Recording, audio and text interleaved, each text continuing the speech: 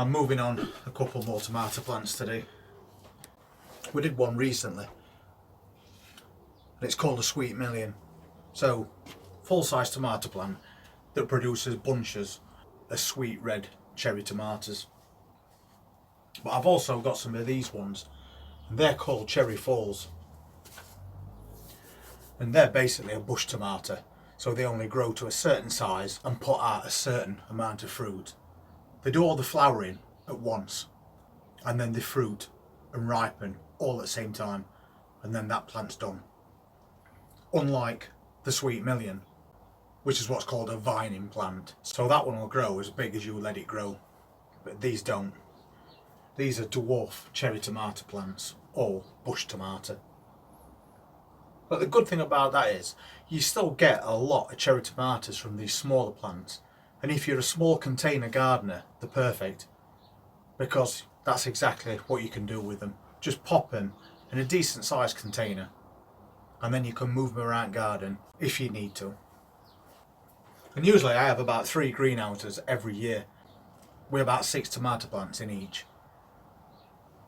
So 18 tomato plants, and usually 3 different varieties. And this year we're doing the Cherry Fall bush tomato ones. We're doing the Sweet Million, which is also a cherry tomato, but a full size one. And then we've got the San Maranzo, which are the Italian plum tomatoes. And obviously, because we also do a cooking channel, we use lots of tomatoes when we make soups, sauces and curries. And an Italian plum tomato is probably one of the best you can get when it comes to cooking. We have been getting lots of comments lately regarding weather. And when it comes to things like your tomatoes and your peppers, that weather's really important. Because if it gets too cold, it can either make your plants go dormant, or it could kill them, depending on how cold it gets.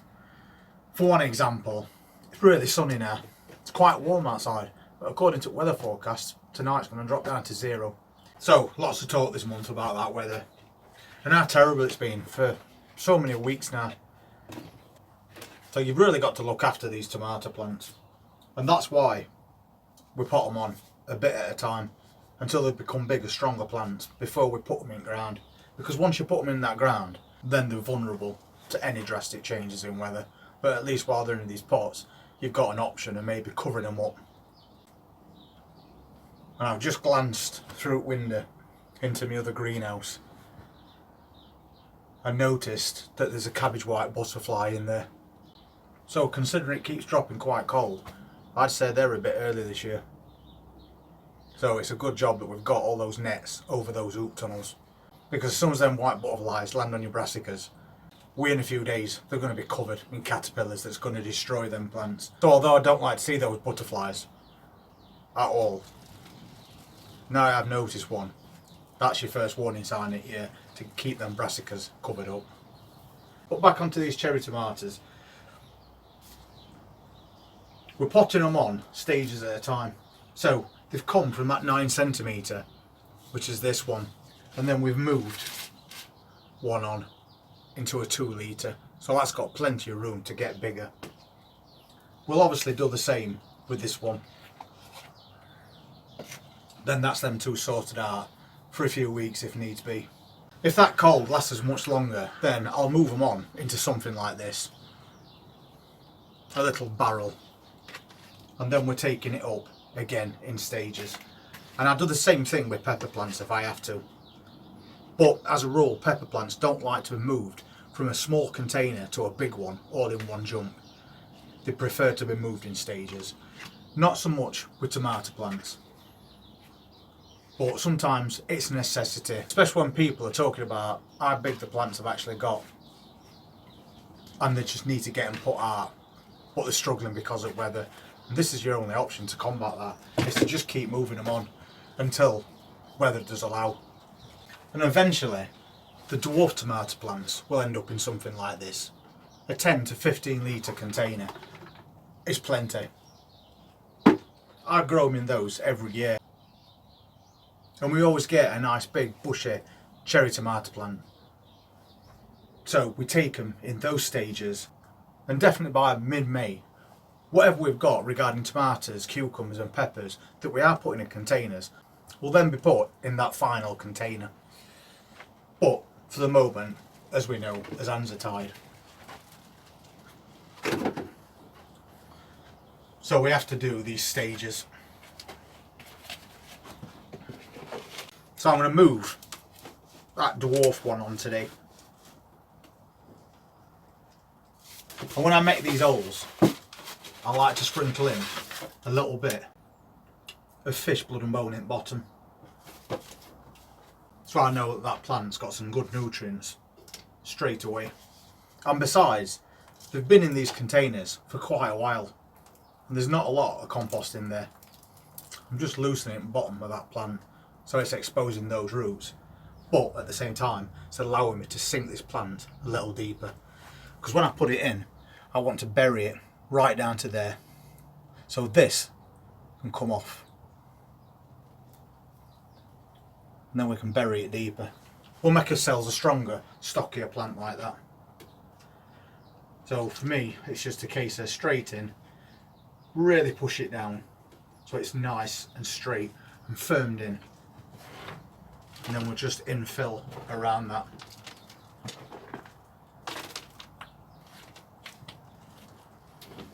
Burying about another inch of that stem. Then we can pop his label back in into this new container, and that's that one moved on.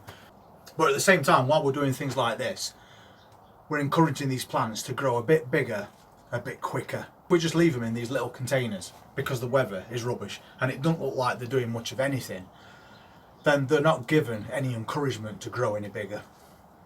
So at least by doing that, we know we've got a plant that's now got every incentive to put down extra roots and become a bigger, stronger plant. And of course we can help it along by giving them a bit of tomato feed at this stage as well. Or you could give them liquid seaweed. But because they're small plants, we only want to give them a very weak solution. We don't want to overdo it too early. Normally you'd only feed your tomato plants on a regular basis once they've started flowering. So we'll give it a good feed while we're watering it in at the same time. And of course, all this moisture is going to go to the bottom of that plant where we've put that fish blood and bone. So it's got a double dose of nutrients. Then you won't have to bother with any more feed for this plant until you move it on into a bigger container. And we'll do the same with that one that we planted a couple of days ago. At least that way we know that the plants that's been moved have got that extra feed. Since I've got a couple of these tomato plants that aren't a bad size, I might as well get them moved today.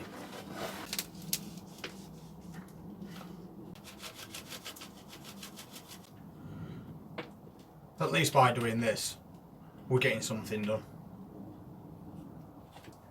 But I fully understand what people have been saying over recent weeks, saying that the temperatures are ridiculous, the weather has been horrendous since December last year, and it's showing no signs of improvement. But you've still got to hold on to that one thing. We will get there. So I'll give this plant a feed, and that's another one done. I mean, if you're growing different varieties, the tomato plant, make sure you put labels in, or you'll never tell them apart. Normally, there's only one difference between your plants, and that's shading. So if you look at these two, the plants look basically the same, but you can see that one's got slightly lighter leaves than the other. That's pretty much the only difference between a sweet million and that cherry fall dwarf tomato. So unless you've got some more that's already got labels in them, you're going to get lost. So we've got a couple of those tomato plants moved on today, but at the moment it doesn't seem like we're getting a lot done. We're definitely not getting anything planted outside as such at the moment, so we're just going to have to play that waiting game still. But at least meanwhile we have got those other plants that are looking quite healthy. Dwarf French beans basically now ready to move on into their own containers, and those outdoor cucumbers as well, not quite ready to be moved. But we have got 5 plants out of the 6 that we sowed, So that's a really good average, especially considering the last year's seeds. So if you have got a greenhouse, just keep coming out in greenhouse and doing jobs like this. Especially when it comes to these French beans, because even though they're dwarf varieties, they do get quite a dense root system really quickly. If I just take one out, you can see that the roots are already at the bottom of that cell, and it's only quite a small plant. So that just gives you something else to do today. When you see them like that, you might as well just move them on straight away.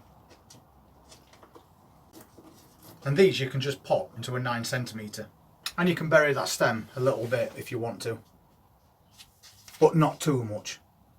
They're not like tomato plants. But we can do an inch or so. And there you go, that quick. It's moved on, it's now got plenty of room to grow into a bigger plant. As one of the followers of this channel commented on, the plants are getting bigger and bigger. And this is the only thing that you can do about that. Because we know that French beans aren't cold hardy. Runner beans don't like frost. So you've got no choice but to do this. And just keep moving them on, like we have the tomato plants, into bigger and bigger containers until it is time. So I've got quite a few of these French bean plants in these 12 cell packs. So since it's going to be raining in about half an hour's time and we're still getting really bad winds, I might as well spend the rest of the afternoon moving these on into those 9cm pots, and then I know that's another job done. And then we can move on these cucumbers in a week or so as well. And by the time we get this greenhouse sorted out, get the ground turned over and the weather's fit, we'll be able to plant all those tomatoes, peppers, cucumbers and courgettes, because we spent a few weeks doing that, got them fully prepared, hardened off, and also made bigger, stronger plants. I hope you can find something to do over the next few weeks until we get to that last frost date, as we've pre-mentioned, and then everything is going to get planted outside and in these greenhouses. And of course May is going to be very busy, so we'll be doing another what to sow and grow in May when that time comes. And if you're interested in seeing that video, please hit that subscribe button and press that notifications bell, and we'll see you on the next one. Be patient and take care. Bye.